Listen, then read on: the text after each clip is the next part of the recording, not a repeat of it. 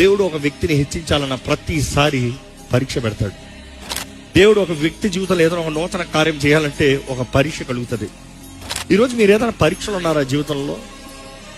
ప్రార్థన చేస్తున్నాను, కార్యం జరగట్లా, మంచి చేద్దామంటే కీడు జరుగుతుంది, మనుషులేమో మనస్పర్థం చేసుకుంటున్నారు, అర్థం చేసుకునే వారు ఎవరు లేరు, లేకపోతే అన్ని పోయేలా అందరూ నాకు విరోధంగా లేచారు.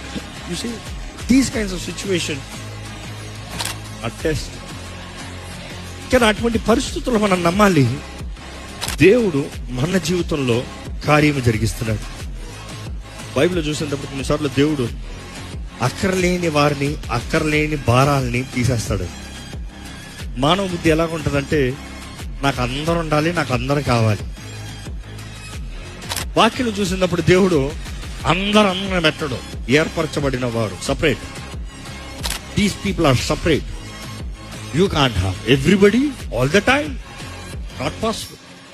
దేవుడు నీ జీవితంలో ఒక గురి పెట్టాడన్నప్పుడు యు ఆర్ లిమిటెడ్. దేవుడు నీ జీవితంలో ఒక గమ్యం, ఒక గొప్ప గమ్యం పెట్టాడన్నప్పుడు you are limited. You can't have. లోకంలో అందరూ సుఖంగా లేరా? అందరు పార్టీలు చేసుకుంటా లేరా? అందరు తిని తాగి అందరూ ఆనందిస్తలేదా?